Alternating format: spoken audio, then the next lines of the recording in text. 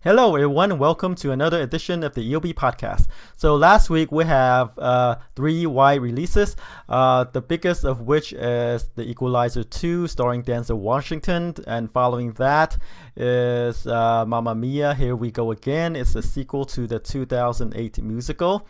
And then we have the horror movie from Jason Blum and his Blumhouse production, Unfriended Dark Web, which is a sequel or spin-off to the 2016 horror movie of the same name, is it? Yeah, 2015 horror movie of the same name. So let's see how those movies did at the box office. So let's jump right in. Coming in at number one is, unsurprisingly, according to me, is the Equalizer 2, which is the sequel to Denzel Washington's 2014 movie. It's a based on a TV show. Denzel Washington stars as an ex special ops agent. He's retired. He's mourning his wife in the first movie, and then he found himself entangled into these small town hoodlums, right? And then he went to get permissions from his old contacts to, I guess, get back in business. And in the sequel, he's back at it again. He's trying to kind of start a new life in this neighborhood. And again, people decided to mess with him and his friends. And like I said, the Equalizer movies, two of them, is kind of in a line of these action movies where, about people with a set of skills that are acquired over a very long career, kind of like Liam Neeson in the Taken movies, Keanu Reeves in the John Wick movies, etc. So and this movie is kind of like him taking revenge against bad guys, trying to mess up his neighborhood and mess with his friends. And I said the movie could get a sequel bump because how, I guess, kind of liked the first movie was, the first movie opened to 34 million. It went on to make 101 million domestic and 192 million worldwide on a budget of only 52 million. So that's why we're seeing a sequel. And I said, given how well liked the first movie is, I think we're going to see a little bump. I say the movie could open somewhere, in around 40 million. And the movie pulled in 36 million, so I'm just about 4 million off from my projections there. So yay! I mean, before when I made my projections on Monday, and then I went on to read some other people's projections, and they say that this movie is projected to make somewhere or to open to somewhere in the 28 million or so range.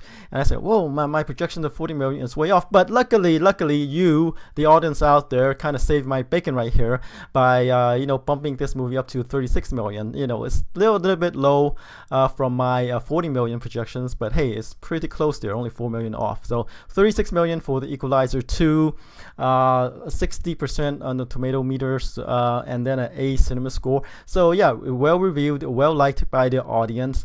And given that how well performing it is, and the budget for the sequel is only 62 million, right? And it's not opened that wide overseas yet. I think they're only 3 million of that from overseas for a worldwide total of 39 million, but I don't think it's opened that wide yet, right? So we're gonna see the numbers keep rolling in. So a good starting off for the Equalizer 2 if it holds up well. I mean, given that Denzel Washington is a draw right here, I think it's going to hold up well given the A cinema score and the 60% on tomato meter. So well reviewed, well liked by audience and critics alike, right? I think it's going to hold up in the second weekend, but we won't be so sure, right? Because sequels are tricky. Generally they make less than the previous movies, but there are some exceptions, and maybe Equalizer 2 is one of them. So we'll see in the second weekend to see how strong of a hold it has. All right, let's go on to number 2, which is another movie. Wide release is Mamma Mia, Here We Go Again, the sequel to the 2008 musical here again. It pulled in 34.9 million over the weekend.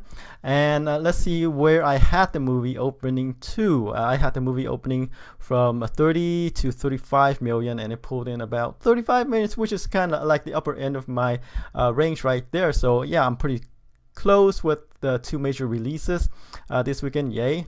All thanks to you, the audience, right?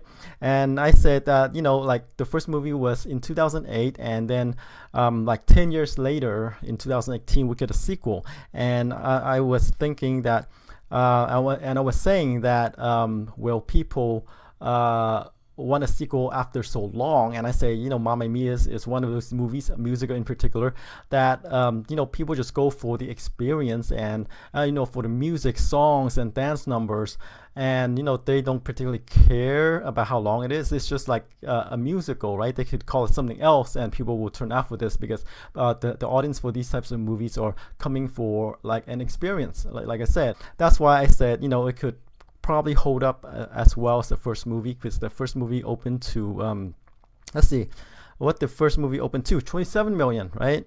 And went on to make 609 million worldwide, and 144 of that domestically. So, you know, like I said, it's gonna hold up well because it's sort of timeless, you know, because it's not a timely movie where it's not based on current events or whatever. It's just one of these movies, feel-good movies. People might think that it's like an unnecessary sequel, but it's kind of an uplifting one. So that's why we're seeing it doing it so well. So there you go. It was you know, another movie that was right on. So yay for me. All right, let's see how well it holds again in the second weekend. But like I said, I expect this movie to hold on well the second weekend, and it will stay in theater as well. And overseas, let's see how well it did overseas. Not that wide yet, but it already pulled in 42 million overseas. So as you can see, it's turning out to be a hit overseas as well, and 77.8 million worldwide right now. And the budget is only 75 million, so it looks like we're gonna see you know, it might not be as big of a hit as the first movie, but you know, it's getting there. All right, let's move on to number 3, which is Hotel Transylvania 3 Summer Vacation. It dropped 46% from its previous weekend to pull in 24 million, and domestic gross right now is 91 million, and worldwide is at 208. So a movie that I said, let's see, could open to 50 to 55 million, but didn't.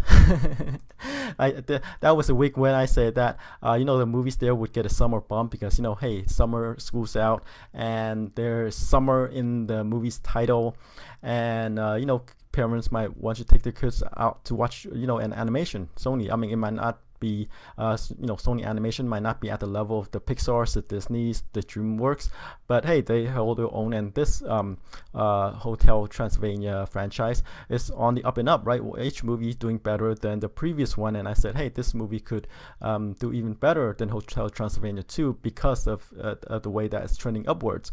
But it did not pull, you know, open to 50 to 55, open to 44, which is still pretty good for a Hotel Transylvania movie, which is kind of in line with the previous 2 movies, right? The first movie opened to 42 million. The second movie had a 48 million opening. I thought because of the goodwill generated by the second movie, I thought the third movie would get a little bump, but it kind of fell down a bit. But it's still pretty good, right? You don't see that much of an audience erosion. So it only dropped 46% from the previous weekend to pull in about 24 million. So like I said, it's holding up well. You know, in a scheme of things, right? Because you know, it is targeted toward the younger crowd, and even though they might not rush out on the first weekend to watch it, right? Remember I said 50 to 55 million opening, but 44 million opening. But it you know, they went out in the second weekend, so 46% drop off is not bad. And I expect the third weekend to, you know, to hold up well as well.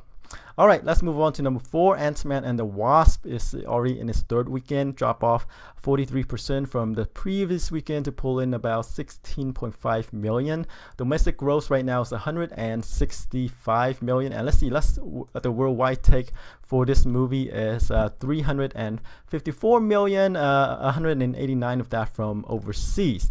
let's see, the first movie had a domestic gross of 180 million. Right now it's at 165 million, so it looks like it'll get there. It'll beat the first movie.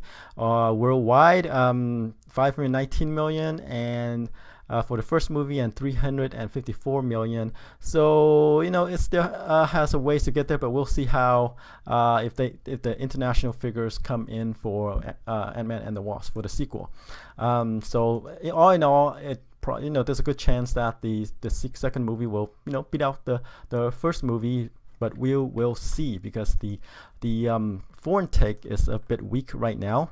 I don't think they'd open up in China yet, so I think there's still ways to go for this movie overseas. All right, number 5 is The Incredibles 2. It pulled in 11.9 million. In the 6th weekend, drop-off is about 27% from the previous weekend. Domestic gross is 557 million, and worldwide is at 941 million. Yeah, it's turning out to be one of the highest grossing Pixar movies. At least domestically. Domestically, it beat out Finding Dory for the top movie domestically. Finding Dory is 486 million, and Incredibles 2 is 557 million. So yeah, it's the one of the domestically highest grossing Pixar movie ever. And then let's see, worldwide. Where's worldwide? Yeah, worldwide is number 3. So it's pretty good for The Incredibles 2, right? Just below Toy Story 3 and Finding Dory. All right, let's move on to number 6, which is the Dwayne Johnson actioner Skyscraper. It pulled in 11.4 million in the second weekend, 54% drop off from the previous weekend. Domestic gross right now is about 47 million, and worldwide is at 182 million, 135 million of that from overseas. So it didn't open as well as I expected this movie to open to. I said about 35 million, but it only opened to about 25, because that's what Dwayne Johnson's movies open to. But with Jumanji, with Rampage, and now Skyscraper, there might be too many Dwayne Johnsons in theaters for audiences, so he might need to take a break. They might, people are getting Johnson fatigue, The Rock fatigue, even though this is a genre that he usually does well in. All right, let's move on to number 7, Jurassic World: Fallen Kingdom. It pulled in 11.3 million over the weekend. Domestic gross is 384 million, and worldwide it is at 1.2 billion. So again, not as high as the first movie domestically, but it's doing well overall, right? The budget's only 170 million, but it grossed 1 billion worldwide, so it's doing pretty well. So we're going to see more Jurassic Worlds. All right, number 8 is the horror movie The First Purge. This is the 4th movie in the Purge franchise. 5.1 million over the weekend. In the third weekend, the drop off is about 45%, which is still kind of surprisingly low drop off for a horror movie. And domestic gross right now is 60 million, and the budget's only 13 million. Worldwide right now is at 96 million, so it's nearing 100 million worldwide on a budget of 13 million. So we're going to see more purges, people, because you supported these movies. They're going to make more purges, so we're going to see the second purge, we're going to see the third purge, the fourth purge, which is going to be the 8th movie in this franchise. Okay, I'm joking here, but pretty much like there's money to be had, there's money to be made, so they're going to make more. All right, number 9 is another horror movie, Unfriended Dark Web, a movie that I was wrong on. It pulled in 3.7 million in its opening frame. The budget is about 1 million for this movie, so it already made money.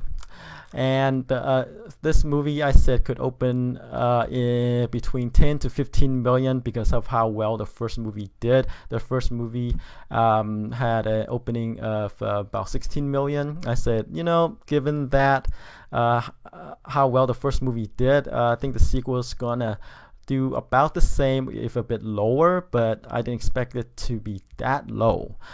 Maybe because the First Purge is still in theaters, or maybe because one Unfriended movie is enough and they don't need another.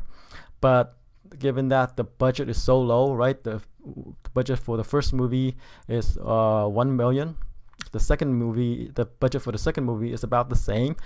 Hey, they made money already, right? They're gonna make money in theaters. They're gonna make money on streaming, home videos, etc. And they're gonna make money on in the overseas market if it opens overseas, right? So yeah, I'm not sure if we're gonna see a third Unfriended movie. Given that it took a dip, right? But hey, these movies are cheap to make, and we're gonna see more low budget horror movies from Blumhouse, Jason Blum and Blumhouse. All right, number 10, it is the movie comedy Sorry to Bother You, about a telemarketer who uses his white guy voice and then kind of hit it big. It continues to surprise. It continues to expand. It pulled in about 2.9 million in its third weekend, 10 million so far. So it's getting well reviewed. I think, but I believe that it is. Let's see. Yeah, it has a 95% on the tomato meter, so critics loved it. You can see that there's some word of mouth there. But when it's all said and done, I think the movie's gonna close out domestically at around maybe 20 to 25 million. So All right, so that's it for the top 10. Let's move on to the wide releases. So we're gonna have 2 movies that are gonna be jostling for a spot in the top 10. We have the Teen Titans Go to the movies, an animation about the Teen Titans. Is a comedy targeted toward children or people that are young at heart, right? And then there is Tom Cruise and Mission Impossible Fallout, which is the 6th Mission Impossible movie. It's going to be a continuation, of these, where the previous movie left off, which is I think Rogue Nation left off. So Tom Cruise is still gonna, is still on the tail of the syndicate. All right, let's start off with Teen Titans Go to the movies. It is based on a TV series on the Cartoon Network. It is a comedy. It is animated and superheroes. As to why there is a movie, right? The promos for this movie even made fun of that as well. They say, hey, even Aquaman got his own movie. Why not Teen Titans Go? And given that it is sort of a popular, well-known TV series on the Cartoon Network, you expect that there is some sort of awareness for this movie, right? But how will that awareness translate into the box office? So we've seen, movies being made from TV shows before, and some of them don't do that well. And I suspect that Teen Titans Go to the movies might be one of those movies where there's a following on TV, but they might not like it enough to catch it in theaters, right? So that's why I think the movie could open somewhere in the 10 to 15 million range, right? Right now, it's well reviewed, 100% on Rotten Tomato as of Monday, July 23rd. I checked.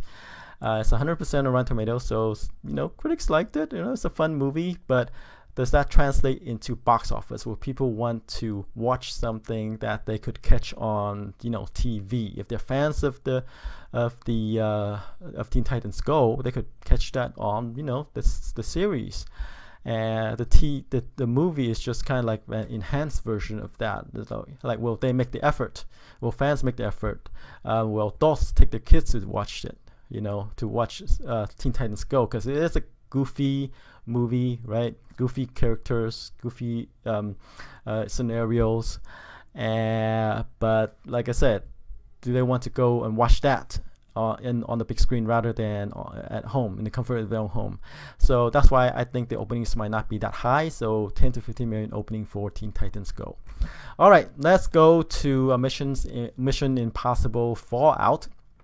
Like I said, the 6th movie in the Mission Impossible franchise. Like they're picking off from where the previous movie left off. Continue to Tom Cruise continuing to track down the syndicate, right? He's gonna continue to be involved in vehicle accidents, him getting into crashes, him flipping off bikes, him being crunched up in these moving vehicles, etc., right? So Fallout, how well is it going to do? Rogue Nation had a 55 million opening. That's the previous movie. It went on to make 195 million domestically and 682 million worldwide. The one previous to that, Ghost Protocol, opened to 29 million when it went wide, right? It had a limited opening and then it went wide. And then 209 million domestic and 694 million worldwide. The movies are generally well reviewed. Like the previous two movies are 93% on Rotten Tomatoes.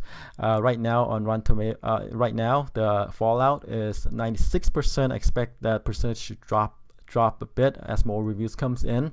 So you can see that there's a consistency in the movies here, whether review-wise or box office-wise. So I think Fallout is gonna follow the trend of the previous two movies, because it is a continuation of the previous movies, the storyline, right? It's not a standalone one. So the reviews so far is outstanding, pretty good. So I think we're gonna see the opening to be consistent with the previous movie. So I think the Fallout is gonna open in the 50 to 55 million range, like the previous movie, Rogue Nation, because hey, they are fans of the Mission Impossible, and they feature action, exotic locations, and hey, Tom Cruise. All right, so that's it for this weekend. Tune in next week to see how I did. Until then, take care. Bye-bye.